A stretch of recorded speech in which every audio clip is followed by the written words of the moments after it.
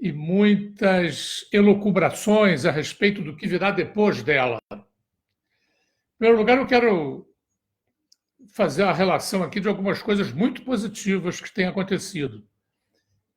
Você tem tido um movimento de solidariedade muito grande, mútua, de pessoas se ajudando, até às vezes pessoas que nem se conhecem. Movimentos de solidariedade têm se repetido com muita intensidade. Além disso, as pessoas têm inventado muitas maneiras de se comunicar entre si e de, inclusive, fazer manifestações públicas.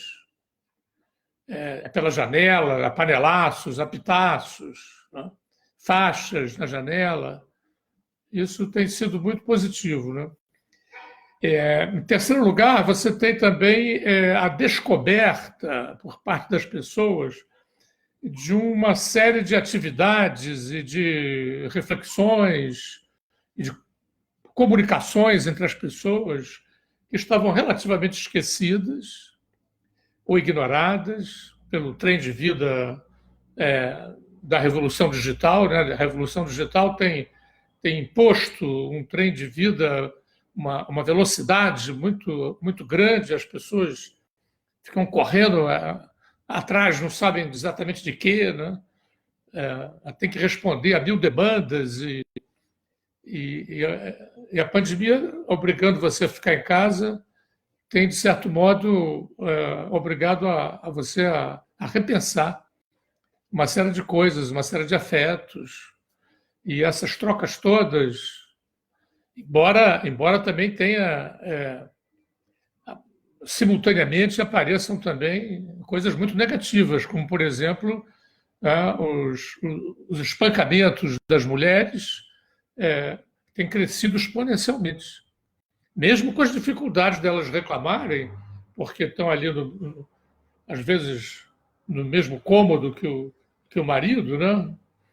Mas que, mesmo assim, tem crescido essas queixas, né? Mas antes de chegar nos aspectos negativos, vamos continuar nos positivos, né?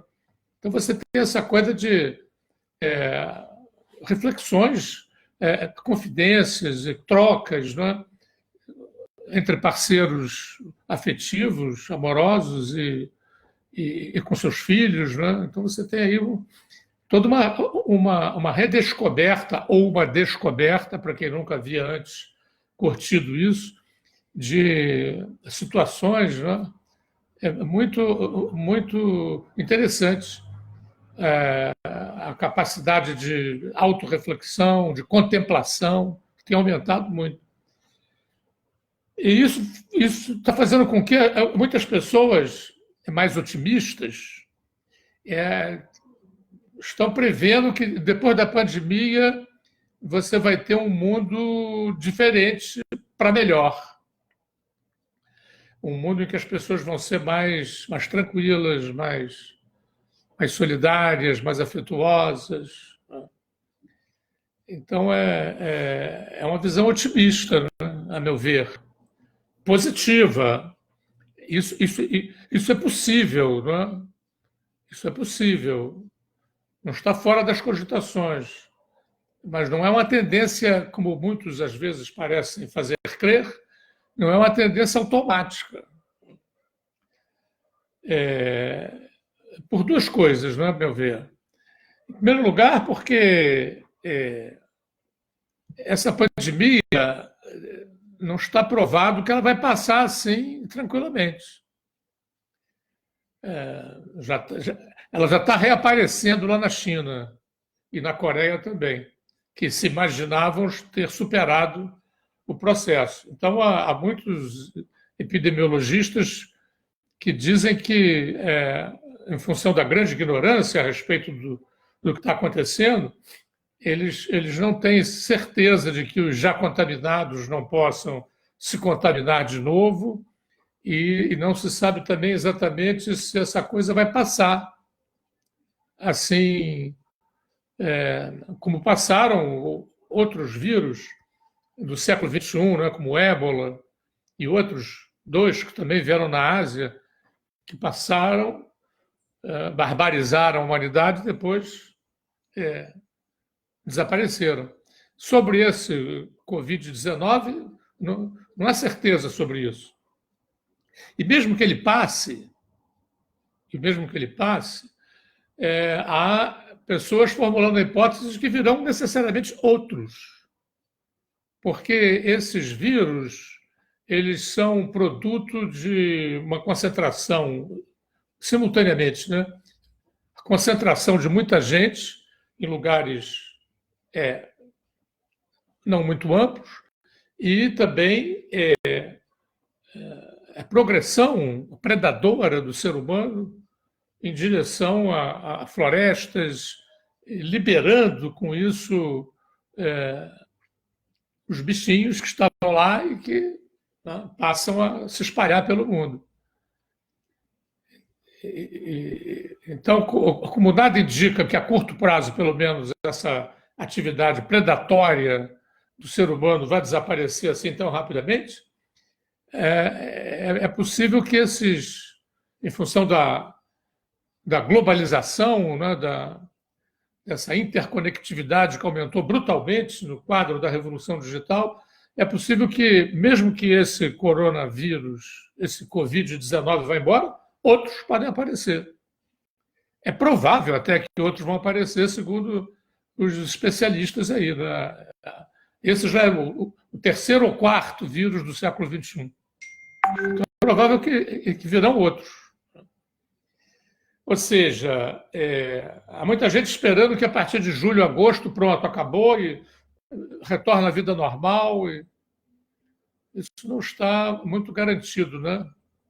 Por outro lado, isso é mais grave, a meu ver, do ponto de vista de uma argumentação mais sóbria em relação às previsões otimistas, você tem se desenvolvendo no quadro da pandemia duas tendências que me parecem muito preocupantes, né? que já existiam, né?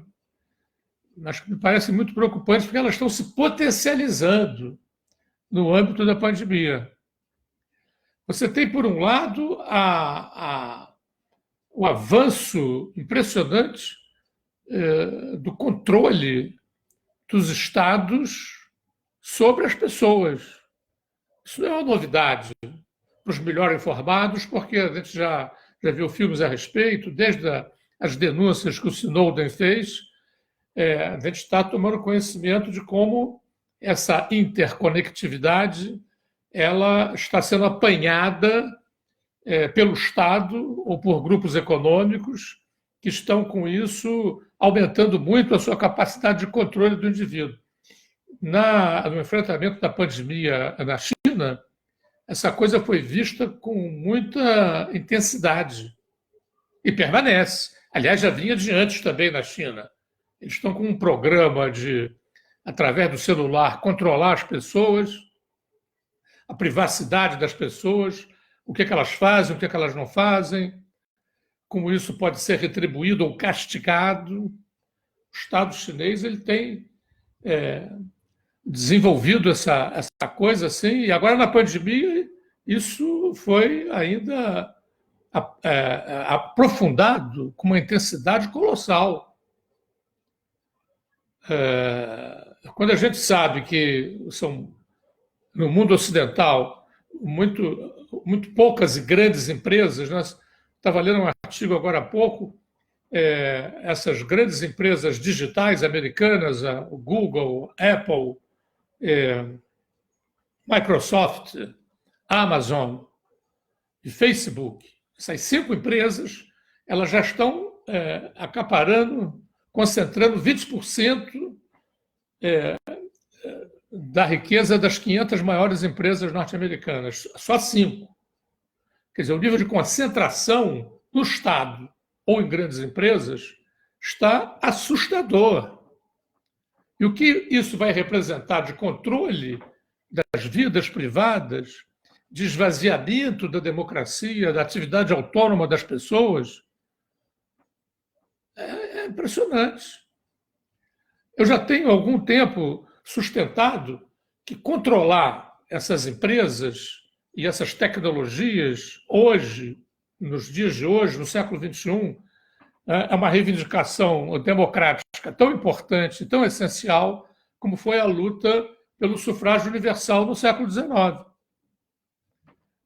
A sociedade tem que criar mecanismos de controle sobre esses mecanismos, porque senão, daqui a algum tempo, vai ser tarde demais, porque os oposicionistas vão ser rapidamente plotados e neutralizados pelo Estado ou pelas grandes empresas. Então, nessa pandemia, a gente está vendo. Na Europa, que é onde as liberdades democráticas têm mais tempo de cultura, né? Apesar do nazifascismo, na Europa você tem, e de outras experiências autoritárias, é inegavelmente que lá é os espaços geográficos mais se desenvolveu a cultura das liberdades democráticas. Então, houve muita grita, por exemplo, na França, também na Itália, em relação a mecanismos que os Estados, os governos quiseram implementar e que foram denunciados eficazes, sem dúvida, para conter a pandemia, mas muito perigosos do ponto de vista do controle das liberdades individuais. Agora mesmo, né, aqui no Brasil também, o Supremo Tribunal Federal bloqueou uma proposta que o governo de São Paulo vinha formulando, copiando o que foi feito no exterior, né, que permitiria, através dos celulares, você controlar o movimento das pessoas. Fizeram lá um aplicativo que isso não levaria necessariamente a identificar pessoalmente, mas esses aplicativos eles são feitos e desfeitos a bel prazer, né?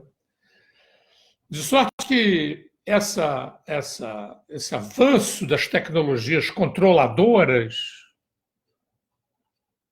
uma ameaça grave à liberdade humana.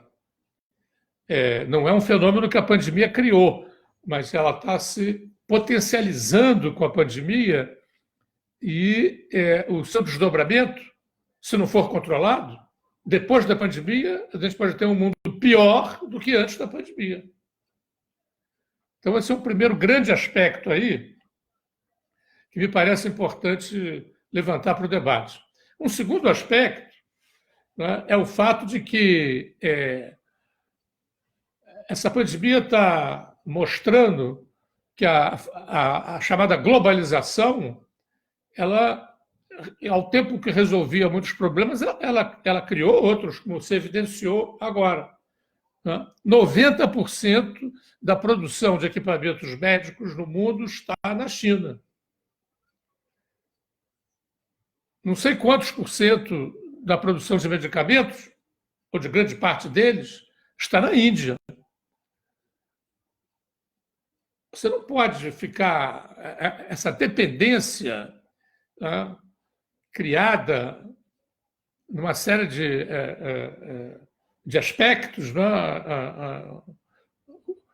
apesar dos protestos, muitas vezes, de trabalhadores que ficavam desempregados, as sociedades foram se acostumando ao fato de que, bom, se ali é mais barato, vamos deixar. A nossa indústria de calçados, por exemplo, foi inteiramente para o ralo na competição asiática, né? A indústria de brinquedos, igualmente, e assim por diante. Bem, se ali é mais barato, é melhor, por que continuarmos aqui produzindo aqui? Essa pandemia ela está evidenciando os riscos da globalização. O monopólio da denúncia desses riscos no passado recente, por incúria, inépcia, incompetência, inconsequência das esquerdas, foi caindo cada vez mais no colo das forças nacionalistas de direita. Elas foram se apropriando da denúncia da globalização de uma maneira exclusivista, de uma maneira excludente. A luta contra o multiculturalismo, a luta contra as imigrações, né? A denúncia do globalismo, né? Aqui o bolsonarismo é um vetor dessas denúncias, né? É um vetor de segunda mão, né? Mas é um vetor. Esse ministro de Relações Exteriores, que é um homem muito caricatural, né? Ele verbaliza, né? Esses medos, né? Que são medos que se associam a outros muitos medos criados pela Revolução Digital. A Revolução Digital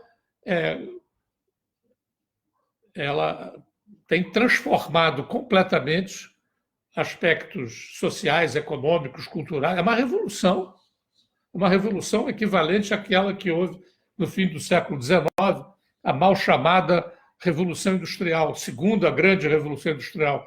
Mal chamada porque as modificações, as transformações suscitadas foram muito para além do campo industrial, atingiram também a economia como um conjunto, a agricultura, a política, transformações políticas, sociais, culturais.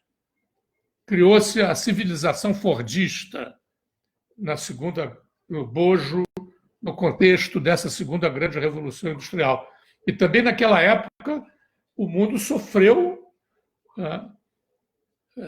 assustou-se, milhares de pessoas perderam não só os empregos, mas as suas profissões desapareceram. É o que está acontecendo agora também no bojo da Revolução Digital. A Revolução Digital está transformando todos os aspectos da vida social. Está surgindo uma sociedade que não existia antes, chamada sociedade da informação, como vocês queiram chamar. E isso está infundindo medo legítimo às pessoas. E esse medo tem sido aproveitado largamente pela extrema-direita, pelos partidos nacionalistas de direita, que acionam esse medo, trabalham com ele. E como as esquerdas têm sido ineptas para apresentar uma alternativa, o que acontece? Essa coisa toda está levando a uma exacerbação dos nacionalismos. Então, por exemplo, é claro que todos vão querer agora, depois da pandemia, ganhar uma certa autossuficiência, pelo menos em alguns setores, para não acontecer uma pandemia, porque vai haver outras. Temos que nos precaver com isso, né? As pandemias, elas não... Essa não vai ser a última, nem essa, como a gente já disse, nem sequer a gente sabe se essa não vai voltar. Mas vão aparecer, se essa for embora, vão aparecer outras, podem contar com isso. Então, os Estados nacionais vão ter um estímulo a mais para se recolher, né? Então, aquele processo da globalização vai sofrer um freio, vai sofrer uma retração com a exacerbação dos nacionalismos, que também é um processo que não vai surgir com a pandemia, ele já vem de antes, né? Olha, Trump, Johnson na Inglaterra, o Brexit na Hungria, na Turquia, na própria China, apesar de muito globalizada, ela tem um regime muito fechado. Na Rússia, regimes ditatoriais ou autoritários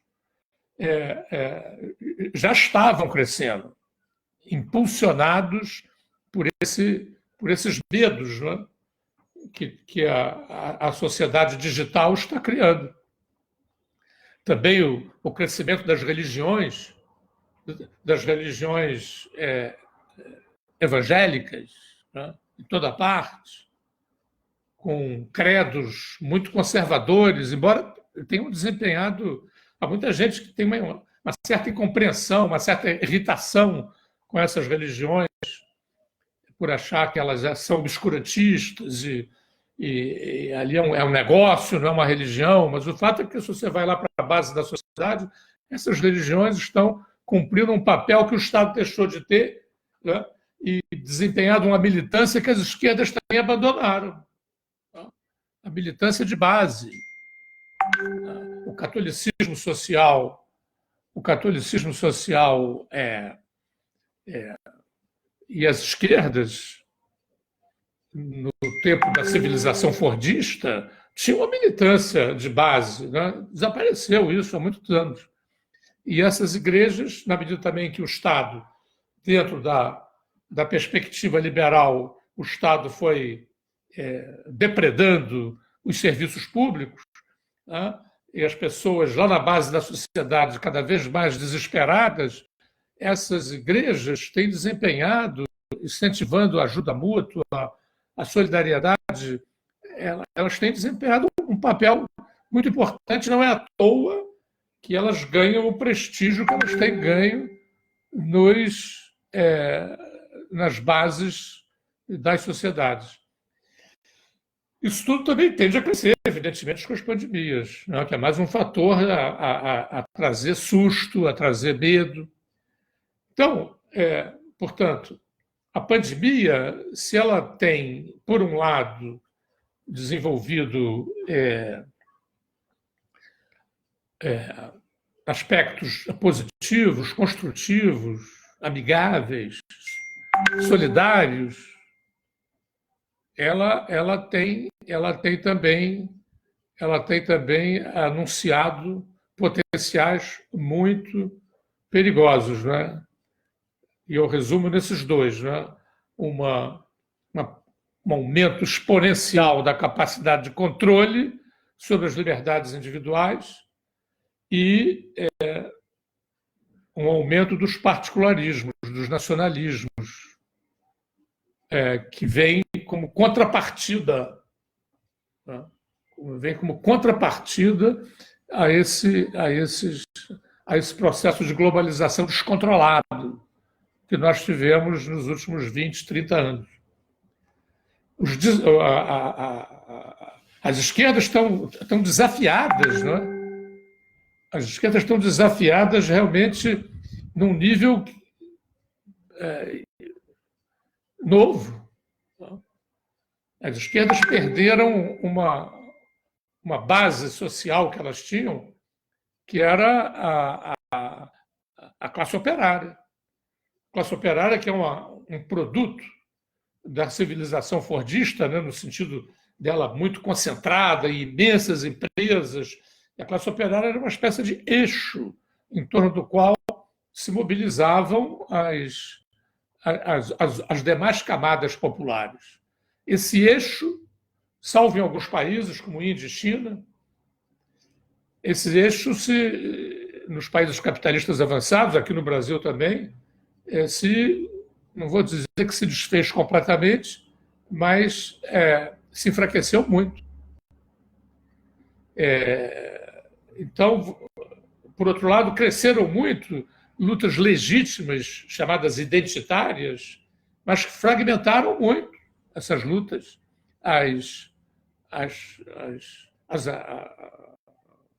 Os processos de afirmação das vontades populares se fragmentaram muito. Então, hoje, o desafio é fazer uma proposta que consiga, simultaneamente, combater os efeitos deletérios da globalização, que confirmam e consolidam o domínio do capital financeiro das grandes empresas oligopolistas no mundo, construir mecanismos democráticos que possam controlar estados todos poderosos e empresas tremendamente capazes de controlar e determinar as nossas vidas. E, ao mesmo tempo, trabalhar essa questão dos nacionalismos excludentes, reacionários, que estão aí ganhando cada vez mais votos e sentimentos nas classes populares desesperadas face a essas mudanças, né? São desafios de grande magnitude que precisam ser enfrentados. Tá? E, portanto, se eles forem enfrentados, nós podemos ter um pós-pandemia melhor. Se não forem, ou se forem mal enfrentados, poderemos ter um pós-pandemia muito pior. De sorte que, ao contrário de que alguns otimistas preveem, não será automático um pós-pandemia melhor, em que todos vão se abraçar, se beijar, né? Se reencontrar. Esse normal que havia antes só vai melhorar se for possível construir plataformas democráticas e internacionalistas que combatam simultaneamente o nacionalismo excludente e,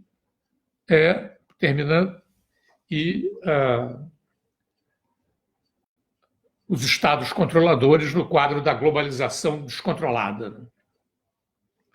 Bem, então, aqui eu termino a minha fala.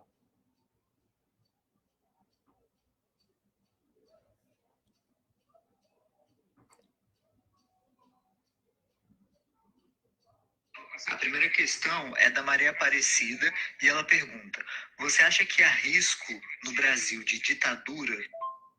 A segunda questão é da Mônica do Carmo e ela pergunta: há possibilidade de uma revolução, uma mudança, um processo socialista no país pós-pandemia? Peraí, vamos por partes, né? Vamos por partes. A questão é da Mônica. A primeira questão é da Maria Aparecida. Da ditadura, né? Eu acho difícil que nós tenhamos uma ditadura como a de 64. As pessoas, às vezes, têm dificuldade em lidar com o presente, porque elas olham sempre para o passado, né? Eu tenho amigos velhinhos como eu que perguntam, né? Será que nós estamos em 66 ou em 68? Eu sempre respondo, nem em 66, nem em 68, estamos em 2020. Tá?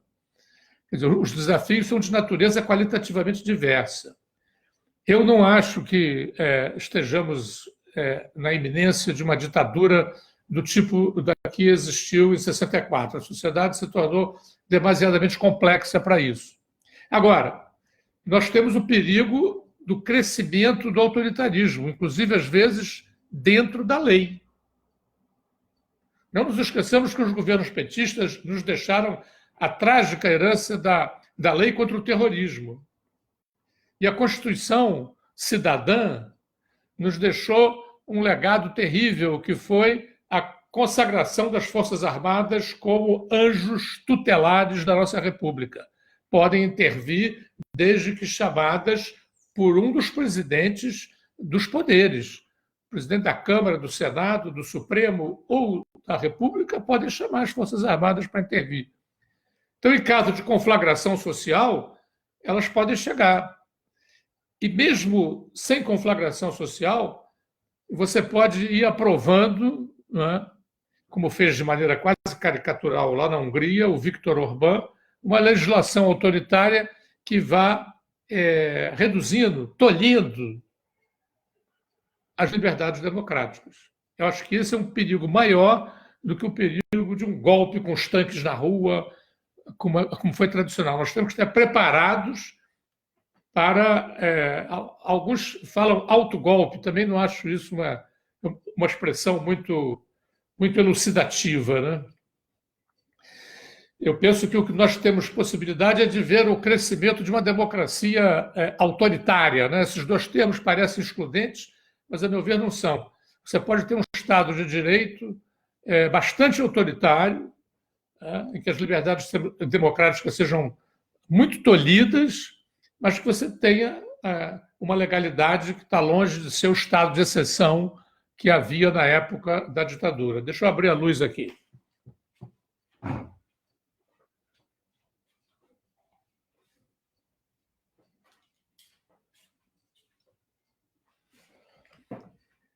Bem, então a segunda pergunta. Carmen, e ela pergunta: há possibilidade de uma revolução, uma mudança, um processo socialista no país pós-pandemia? A terceira questão é do Rafael. Espera aí, a segunda questão eu acho que realmente você está em que planeta? Revolução socialista, francamente, não está no horizonte. Infelizmente, eu me identifico ainda hoje, apesar dos meus detratores, eu me identifico como um socialista, um democrata socialista, né? Ao contrário dos tempos da minha juventude, em que não levava e não valorizava a democracia de modo profundo. Já há muitos anos eu passei a valorizar a democracia, né? Não à toa eu era conhecido lá na UF como o último democrata do Departamento de História da UF, né? Sempre defendendo a democracia, o direito de participar, né? O direito à autonomia em relação aos controles. Então, eu penso que nós estamos hoje, minha cara, numa situação de defensiva estratégica. Nós temos que manter nossas forças, aglutinar as forças democráticas, superando o viés estatista, né, que veio dos tempos petistas, sem querer ofender os petistas eventualmente aqui nessa lista, mas a verdade é que as administrações petistas elas convidaram muito as lideranças sociais para dentro do Estado. E perdeu-se muito a autonomia dos movimentos sociais. Eu acho que o desafio hoje é você fazer com que os movimentos sociais voltem a se movimentar, voltem a tomar dinâmica autônoma em relação ao Estado. E aí a gente vai construindo um processo de acumulação de forças. Para falar de uma revolução socialista, ainda isso é uma outra etapa, se é que a gente vai alcançá-la, né? Porque nos meus tempos de juventude, nós tínhamos um grande consolo. Nós achávamos que o mundo marchava para o socialismo. Né? Nós éramos muito mais marxistas do que marxistas. Né? Marxistas nesse sentido. O mundo marcha para o socialismo. Havia uma visão teleológica da história. Um líder revolucionário dizia: o nosso destino é perder, perder, perder, mas acabar ganhando. Nós vamos ganhar. No final, nós vamos ganhar. Essa perspectiva desapareceu. Desapareceu dos radares. O futuro é incerto. Ele pode melhorar ou pode piorar. Então, eu creio que hoje a nossa pauta não deve ser por uma revolução socialista, mas pela defesa das liberdades democráticas, pela ampliação dessas liberdades democráticas e pela estruturação de movimentos sociais autônomos.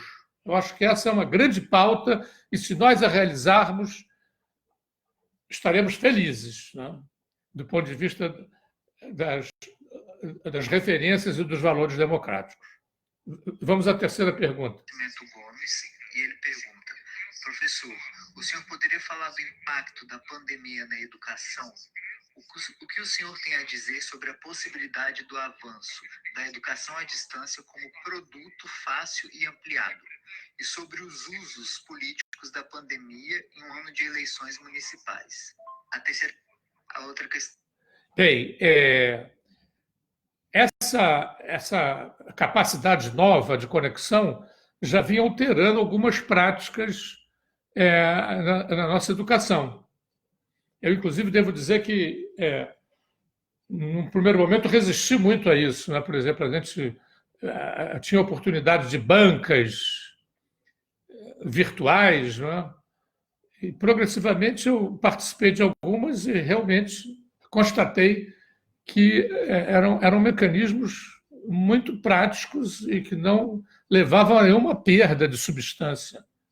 Já participei de várias bancas aqui no Rio, mas realizadas em São Paulo. Já recebi virtualmente colegas de São Paulo em bancas aqui no Rio e tudo correu bem, né? Então, vocês veem uma economia de tempo e de dinheiro muito grande, de recursos humanos e de recursos financeiros muito grande. Eu penso, portanto, que as tarefas, né, há muitas tarefas que podem ser desenvolvidas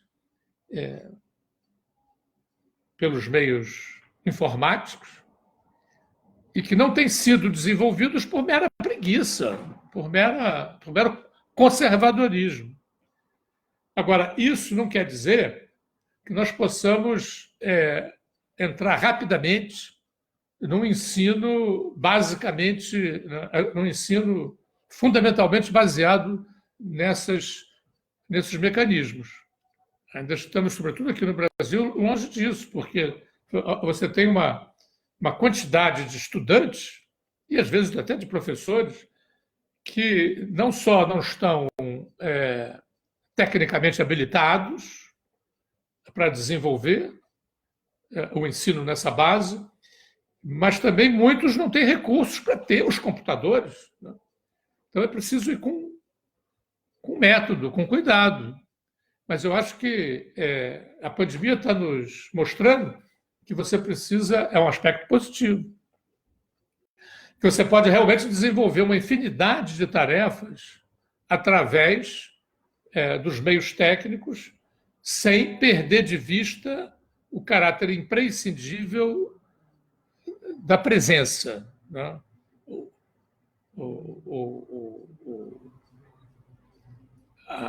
A presença, o caráter presencial do ensino, ele há de ser preservado, mas ele pode ser combinado com os meios técnicos que nos permitem realmente desempenhar uma série de tarefas e de procedimentos que nos faria economizar muitos recursos humanos e recursos técnicos. No Brasil, toda uma reestruturação do ensino que já estava em curso, às vezes de uma maneira,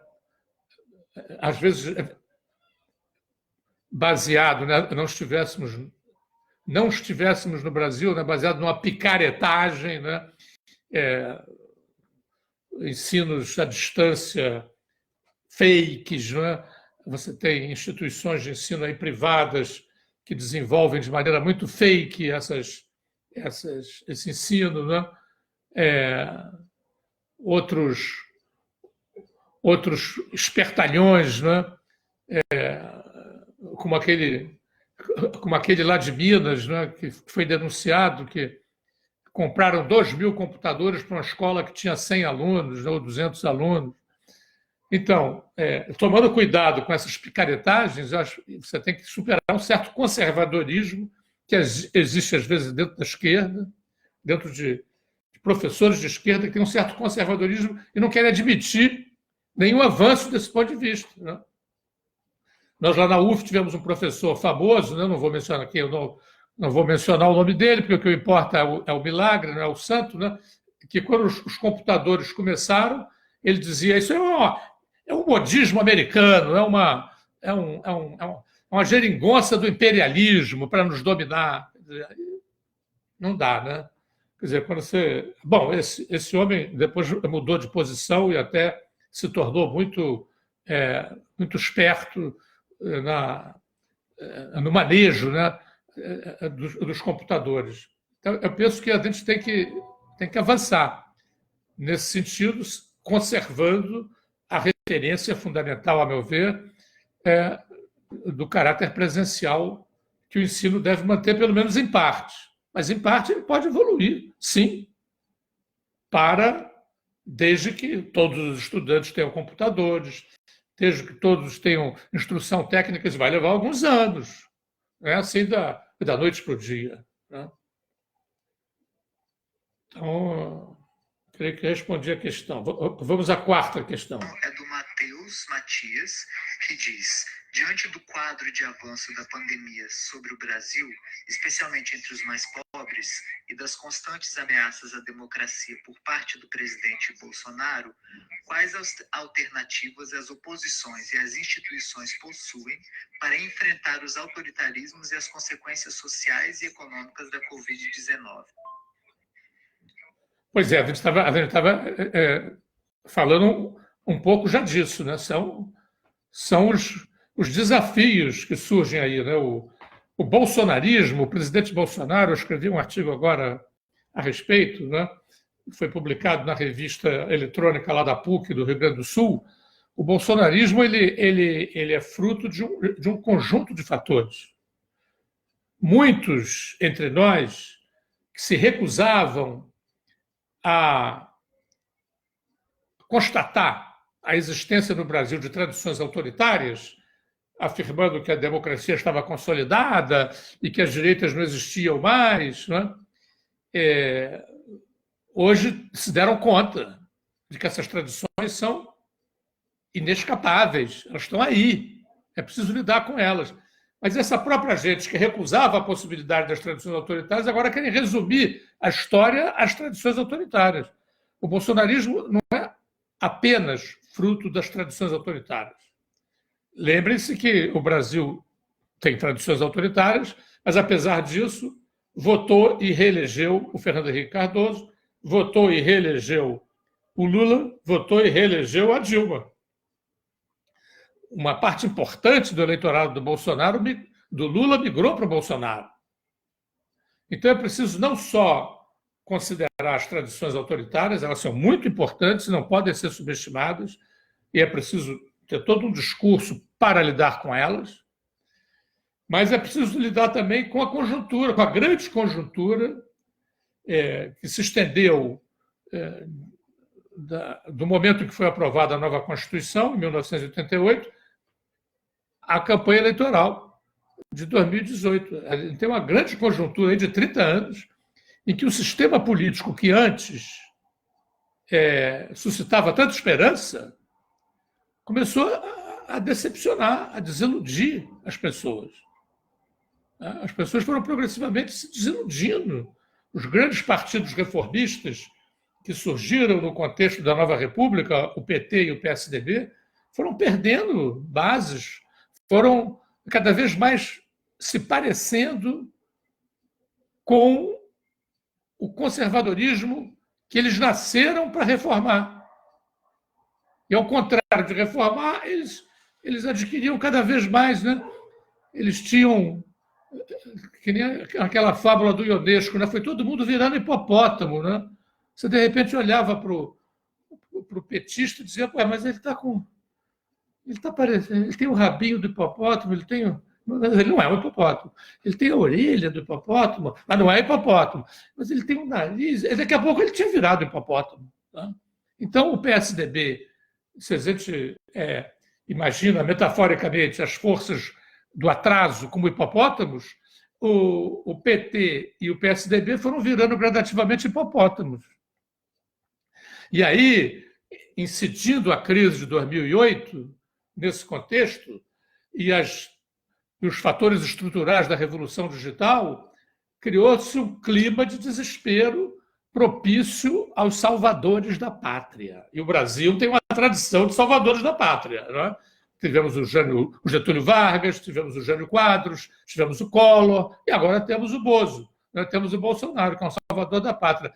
Mas isso não é função mecânica das tradições autoritárias. É preciso considerar aí os erros, fazer uma avaliação crítica dos erros cometidos nessa longa conjuntura e, finalmente, não desprezar a conjuntura curta da campanha eleitoral. A gente não pode expulsar a política da história, gente. Há alguns, os chamados historiadores pela democracia, né, eles só falam nos fatores estruturais, eles omitem, eles silenciam, porque quase todos são petistas, né, eles silenciam os erros cometidos na grande conjuntura e os erros cometidos na curta conjuntura da campanha eleitoral. Não esquecemos que o Bolsonaro, em agosto de 2018, tinha 20% de votos. Houve erros ali, eu não vou entrar nessa questão aqui, apenas suscito, né? Quem puder ou quiser pode ler esse meu artigo publicado lá na revista da PUC do Rio Grande do Sul. Houve erros cometidos no bojo da campanha eleitoral que foram absolutamente decisivos para a vitória do Bolsonaro. Então, a gente precisa fazer um balanço crítico de todos um inventário dessas cicatrizes para podermos, então, fixar alternativas. Né? Eu penso que é possível isso. Né? Tem muita gente aí pessimista, cética, agora a gente está perdido. Nada disso. temos muita força social, política. Né? Precisamos de ter movimentos sociais autônomos, precisamos de uma plataforma democrática, sedutora, que democratize a nossa democracia. Precisamos recuperar a vocação reformista que essas esquerdas tinham e perderam. Né? Então, penso que são desafios grandes, mas que é possível lidar com eles. Mais uma questão da Elizabeth Queijo, que diz: vejo a pandemia como o evento que escancarou as contradições econômicas, políticas e sociais existentes, criadas por um sistema neoliberal que não dará conta de resolvê-las. As visões contrárias a tudo que existe, chamadas genericamente de esquerdas, estão fragilizadas, divididas e, por vezes, recolhidas. Não vejo uma possibilidade de futuro positivada. O senhor enxerga algo diferente dessa minha negatividade? Mais uma que é da Mônica. Tenho procurado defender. A gente tem que ser sóbrio para analisar os aspectos perigosos, as tendências negativas, mas não podemos nos submergir na depressão negativa. Tá? Tudo isso que você falou aí é verdade, mas temos espaço, margens para empreender a superação desses problemas. As esquerdas estão divididas, estão recolhidas, mas eu vejo no próprio bojo da pandemia, acompanhando os debates, inclusive esse aqui, a gente não tinha esse tipo de debate antes da pandemia. Né? Então, tem inúmeros fóruns.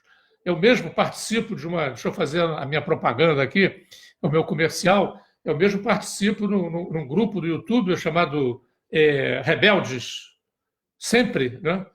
E a partir da pandemia a gente começou um ciclo de entrevistas, né? que estão indo no ar semanalmente. Isso a gente não tinha antes da pandemia. Quer dizer, então você tem um dinamismo no interior dessa pandemia, de grupos que tentam se encontrar, sem falar nos magníficos movimentos autônomos que se realizam, por exemplo, nas comunidades populares de Paraisópolis. Os caras autonomamente se organizaram, mesmo sendo muito pobres, alugaram ambulância, contrataram médicos e enfermeiros, passaram a desempenhar todo um trabalho. Essa autonomia, uma vez conquistada, ela não se perde tão cedo. Então, e eu vejo isso em outros bairros também aqui do Rio, não só nas conexões, sem falar nos panelaços, nos aplausos aos médicos, né? A janela se transformou numa rua, como muitos têm dito. Então, eu penso que, depois dessa pandemia, as esquerdas têm possibilidade, sim, de lidar com esses enormes desafios e formular respostas positivas e construtivas e alternativas a isso que está aí. O keynesianismo foi adotado por governos na crise de 1929. Seria possível hoje? Mais uma questão. Está se falando muito nessa coisa a recuperação dos valores keynesianos, né? Que foi o Keynes foi um economista que ganhou muita projeção depois da Segunda Guerra Mundial, porque ele formulou toda uma série de referências, né? Que vão depois embasar o estado de bem-estar social que se desenvolveu fundamentalmente na Europa. Um estado intervencionista, serviços públicos de alto nível, né? Os ricos pagaram por isso, as classes médias também, os trabalhadores também, mas proporcionalmente aos seus haveres, de sorte que você construiu sociedades que passaram a merecer a inveja de todo mundo. Né? Com a globalização, essa coisa começou a dar para trás, como disse a minha colega anterior, né? O neoliberalismo foi destruindo aqui mesmo no Brasil. Né? Essa coisa do Brasil não ter condição de fabricar máscaras, agora está adquirindo. Por que a gente não pode produzir respiradores? Ficou todo mundo dependendo da China. A China produzia melhores e mais baratos, por que não comprar lá? Então, não é possível isso. Você está havendo em todo mundo um movimento, né, positivo de construir, preservar certos setores estratégicos, né, dentro de alguns países, ou pelo menos de alguns continentes. Se a gente dependesse da Argentina para algumas coisas, mas da China e da Índia, por que a gente não pode produzir os medicamentos que a Índia produz? Temos know-how para isso. O problema é que esses governos todos, mais uma vez aqui eu vou carregar nos nossos partidos reformistas, PSDB e PT, deixaram o país se desindustrializar. Desse ponto de vista, o Ciro Gomes, eu não sou cirista, nem gomista, né? Mas ele tem razão nessa denúncia.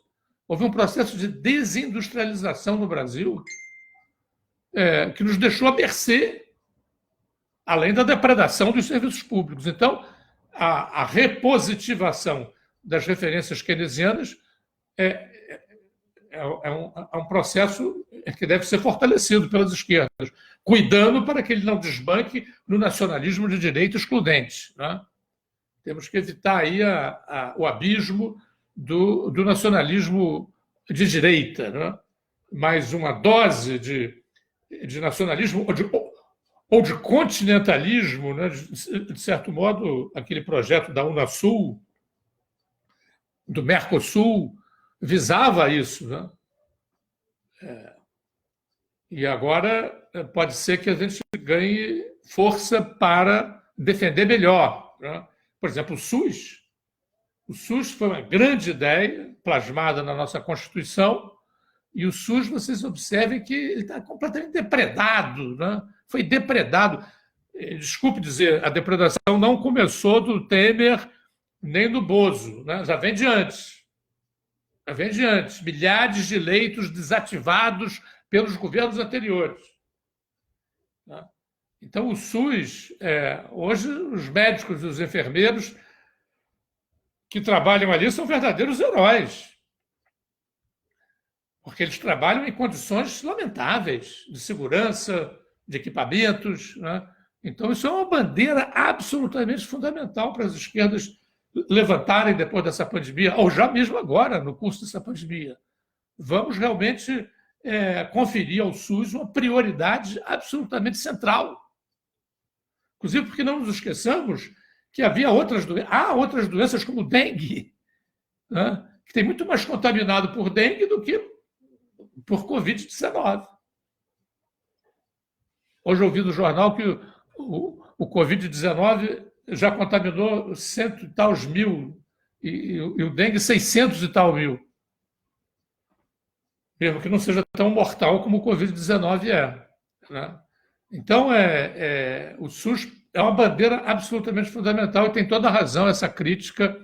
Agora, a crítica ao liberalismo, que estava enfraquecida, a pandemia revelou os buracos, as insuficiências, as deficiências que podem e devem ser superadas, e aí as esquerdas podem voltar a ser, como sempre foram, as campeãs de serviços públicos decentes, né?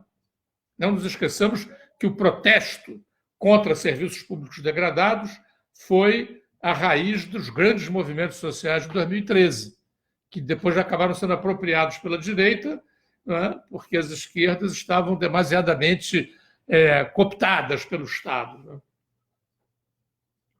Bem, agora qual é a pergunta? É a sexta? Mais uma que é da Mônica do Carmo. O keynesianismo foi adotado por governos. Já respondi a do keynesianismo. Do Marcílio Lima Falcão. Ele diz: diante desse horizonte de expectativa, onde a iminente ditadura digital, entre aspas, amplia e mapeia a classe trabalhadora, quais os caminhos você apontaria para o fortalecimento da resistência dos trabalhadores? Uma questão do Diego Aragão. Eu já me pronunciei sobre isso. As esquerdas democráticas têm que ter uma bandeira central equivalente ao sufrágio universal no século XIX. Controlar as geringonças digitais, os computadores, as máquinas, as indústrias de produção dessas máquinas, o software, principalmente, né? essa capacidade de controle tem que ser detida. E a sociedade tem que assumir o controle do Estado e das grandes companhias. Uma supervisão, no mínimo uma supervisão, no máximo um controle geral. Não pode... A revolução digital está criando mecanismos extremamente perigosos à liberdade humana. Uma vez eu li, recentemente, antes da pandemia, uma entrevista em que um cara dizia: olha, nós somos a última geração a dispor de liberdade individual. Ele estava contaminado pelo pessimismo. Diante de todas as revoluções, essas vozes pessimistas se fazem ouvir.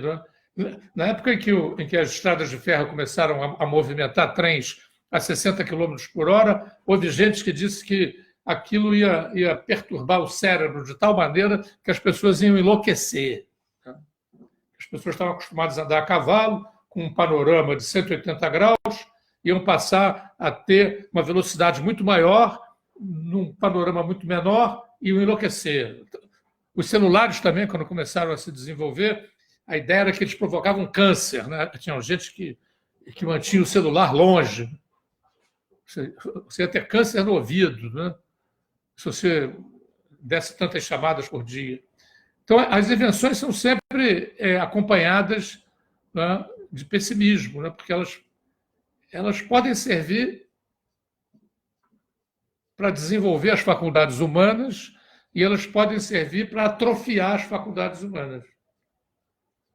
Depende da luta que vai ser travada, depende das gente. A maioria da humanidade vai ter força para controlar ou vai acabar sendo controlada por essas máquinas empresariais ou estatais de informação?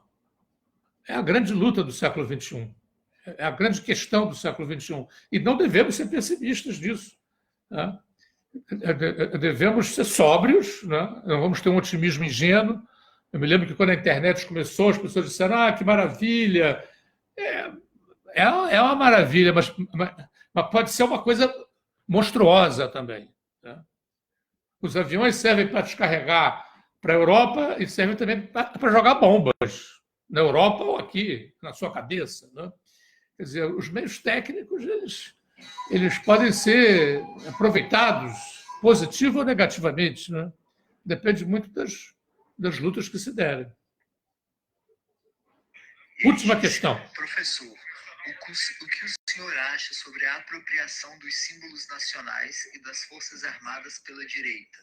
Militares e as cores da bandeira do Brasil são quase sempre associados à direita, embora sejam elementos de Estado. É possível que a esquerda se reconcilie com esses elementos? Sem dúvida é possível que as esquerdas se reconciliem com esses elementos. Basta olhar para a nossa história. Nos anos 50, as esquerdas quase que monopolizavam a questão nacional. Era o nacionalismo, que, aliás, era um fenômeno mundial. O nacionalismo aqui no Brasil, contra os chamados entreguistas. As direitas queriam entregar o Brasil às potências estrangeiras, e em particular aos Estados Unidos. E as esquerdas não. Então, a bandeira nacional, o hino nacional, eram referências de esquerda.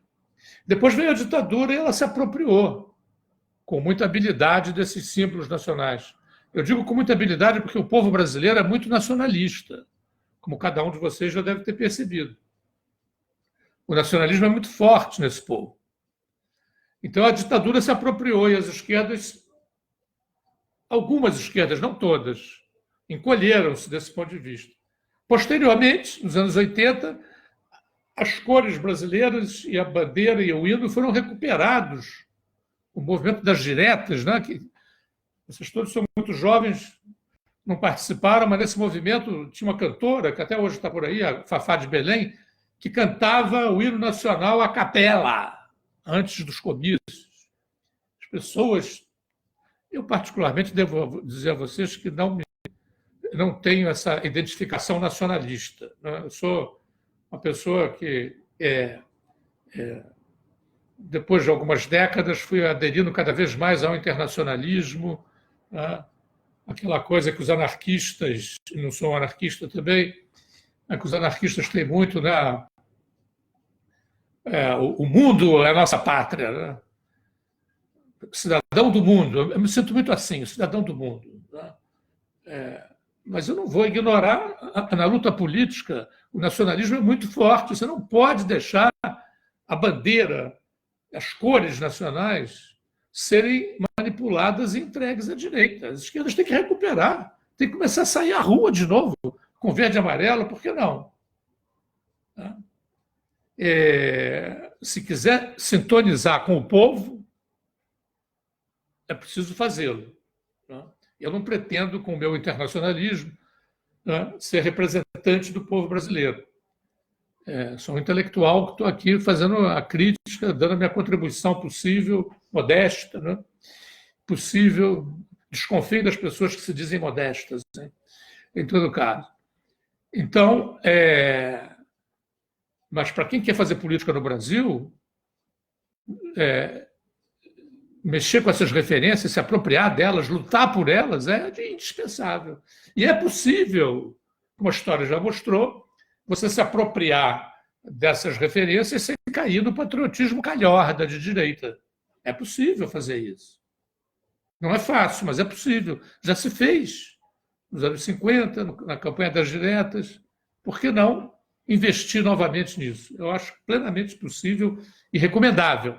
Quem quer fazer política democrática no Brasil, né, é preciso lidar com o verde e amarelo, mesmo que não considere uma combinação de cores muito, muito bonita, né, mas isso é uma questão de gosto. Né?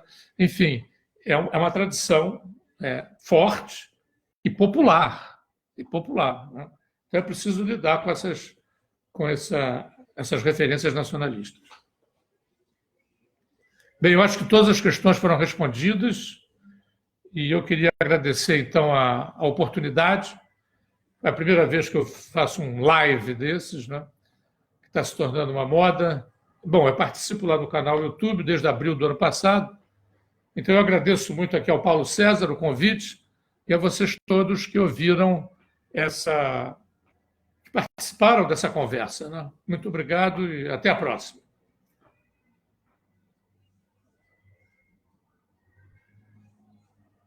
Terminou?